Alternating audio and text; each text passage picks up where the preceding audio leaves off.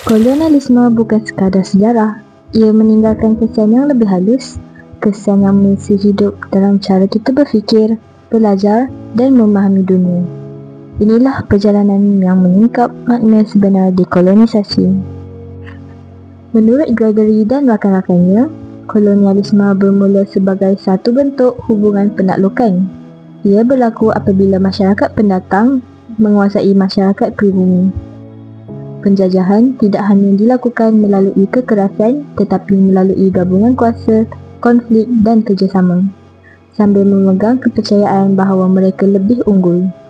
Kolonialisme juga berkait rapat dengan perkembangan kapitalisme, moderniti dan eurocentrisme, iaitu cara pandang dunia yang meletakkan Eropah sebagai pusat segala-galanya. Dekolonisasi pula tidak berlaku secara serentak. Gelombang awal berlaku pada abad ke-18 di Dunia Baru, manakala gelombang besar kedua bermula selepas Perang Dunia Kedua. Ia adalah proses yang panjang, kompleks dan kadang-kala disertai keganasan. Tetapi di Malaysia, dekolonisasi tidak berhenti pada tahun 1957. Menurut Yunus dan Muslim, kita masih mewarisi penjajahan epistemologi. Secara berfikir kita, sistem ilmu, malah falsafah hidup, banyak yang dipengaruhi oleh idea barat seperti egoisme, antroposentrisme dan etnosentrisme Eropah. Oleh itu, proses dekolonisasi di Malaysia menuntut pemulihan ilmu tempatan, pengukuhan tradisi intelektual Melayu Islam dan pembebasan daripada kebergantungan kepada tafsiran barat. Ini adalah asas sebenar dekolonisasi, sebuah usaha yang memulihkan martabat dan identiti bangsa. Francis Bacon dikenali sebagai tokoh yang penting dalam membina asas sains moden. Bagi Bacon, ilmu bukanlah sekadar pengetahuan. Ilmu adalah kuasa, alat untuk menguasai alam dan meningkatkan taraf hidup manusia. Beliau percaya bahawa kemajuan sesebuah tamadun bergantung kepada sejauh mana ilmu itu digunakan secara sistematik.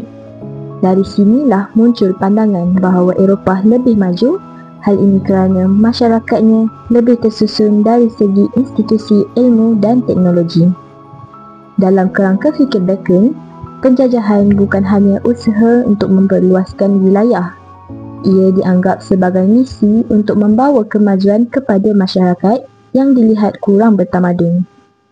Tanah jajahan bagi Bacon adalah ruang eksperimen sosial, iaitu tempat idea baharu yang boleh diuji untuk membina kehidupan yang lebih teratur dan produktif.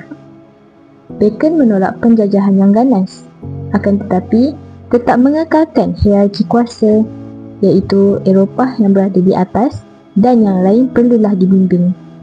Maka, meskipun tampak bermoral, pemikiran Bacon tetap menyokong hegemoni barat dan memberi justifikasi intelektual kepada imperialisme moden. René Descartes pula merupakan tokoh utama revolusi saintifik dan falsafah barat moden. Beliau terkenal dengan ungkapannya, "I think, therefore I am", yang menegaskan bahawa akal adalah asas kewujudan. Pemikiran Descartes melahirkan aliran rasionalisme, iaitu fahaman bahawa ilmu datang daripada akal, bukan pengalaman atau panca indera.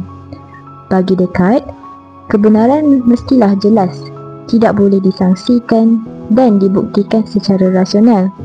Jika sesuatu idea tidak menepati standard ini, ia perlulah ditolak.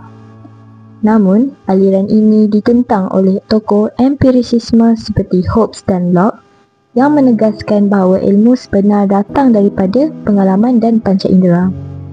Selain daripada ahli falsafah, Descartes juga merupakan ahli matematik yang memperkenalkan sistem koordinat Cartesian, iaitu asas kepada matematik moden. Akhirnya, rasionalisme Descartes membentuk cara berfikir barat yang mengutamakan logik, analisis dan pengasingan antara akal dan pengalaman. Suatu kerangka pemikiran yang turut memberi kesan yang mendalam terhadap cara penjajah menilai masyarakat lain. Falsafah barat telah melalui perkembangan panjang sejak zaman Yunani kuno hingga zaman kontemporari. Pada zaman Yunani kuno, tiga tokoh utama iaitu Socrates, Plato dan Aristotle membentuk asas pemikiran moden. Socrates menekankan etika dan kesedaran diri melalui kaedah soal jawab. Plato pula memperkenalkan teori form yang mengatakan dunia idea lebih benar daripada dunia fizikal. Aristotle menolak pandangan Plato dan menekankan pengalaman serta pemerhatian sebagai asas pengetahuan. Pada zaman pertengahan, falsafah barat dipengaruhi oleh agama Kristian. St. Augustine menggabungkan ajaran Kristian dengan idea Plato. Manakala St. Thomas Aquinas menyatukan teologi dengan pemikiran Aristotle dan menegaskan bahawa akal dan wahyu saling melengkapi. Pada zaman moden, muncul dua aliran besar iaitu rationalism dan empiricism. René Descartes, bapa falsafah moden, menegaskan bahawa akal adalah sumber utama pengetahuan dengan kata terkenalnya, "Aku berfikir, maka aku wujud."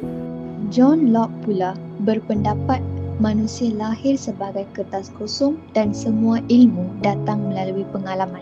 Seterusnya, Immanuel Kant menggabungkan kedua-dua pandangan ini dengan mengatakan bahawa pengalaman memberi maklumat tetapi akal menentukan cara kita memahaminya. Pada zaman kontemporari, falsafah lebih fokus pada isu sosial dan kewujudan manusia. Karl Marx menekankan bahawa ekonomi dan konflik kelas membentuk masyarakat. Friedrich Nietzsche pula menolak nilai moral lama dan menyeru manusia mencipta nilai sendiri melalui konsep Übermensch. John Paul Sartre memperkenalkan eksistensialisme yang menegaskan bahawa manusia bebas menentukan makna hidupnya. Walaupun pemikiran barat menyumbang kepada perkembangan sains dan teknologi, ada juga sisi negatifnya.